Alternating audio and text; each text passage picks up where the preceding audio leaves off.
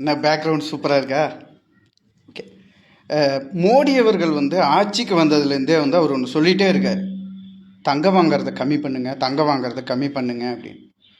தங்கம்னால என்ன ஆக போகுது? அதை வாங்குறதுனால என்ன பிரச்சனை வரப்போகுது? ஏன் அதை சொல்லிக்கிட்டே இருக்காரு அப்படின்னு கேட்டிங்கன்னா, தங்கத்தை அந்நிய செலவாணி அதிகமாகுதுன்னு சொல்லுவாங்க. நியூஸில் பார்த்துருப்பீங்க.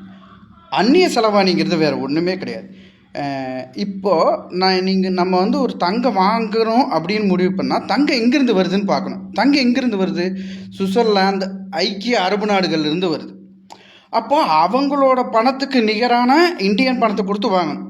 இன்னொரு கேள்வி வைப்பீங்க, சரி நம்ம மக்கள் சம்பாதிக்கிற காசில் தானே வாங்குகிறோம், அதனால் என்ன பிரச்சனை அப்படின்னு கேட்டிங்கன்னா, அதில் வாங்கி அந்த நகை என்ன ஆகுது? ரொட்டேஷன் ஆகாது. அந்த பணம் 1 லட்சமோ 2 லட்சமோ அதோட அந்த அந்த அது முடங்கிடும், ஒரே இடத்துல முடங்கிடும். ஸோ அப்படி முடங்கிறதுனால அந்த பணம் பொருளாதார சிக்கலை உருவாக்குது. ஏன்னா ஒரு சுழற்சி இருந்துக்கிட்டே இருக்கணும். இப்போ ஒன்றும் இல்லை, நம்ம ஒரு சம்பாதிக்கிறோம்,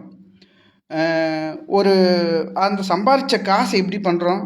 ஒரு காய்கறி வாங்குகிறோம், அந்த காய்கறி வாங்குகிறோம், மற்ற செலவுகள்லாம் பண்ணுறோம். அப்போ காய்கறி வாங்கும்போது காய்கறிக்காரரு அவர் இது பண்ணுறாரு, அவர் அந்த பணத்தை வாங்கி வேற ஒன்றுக்கு செலவு பண்ணுவார்.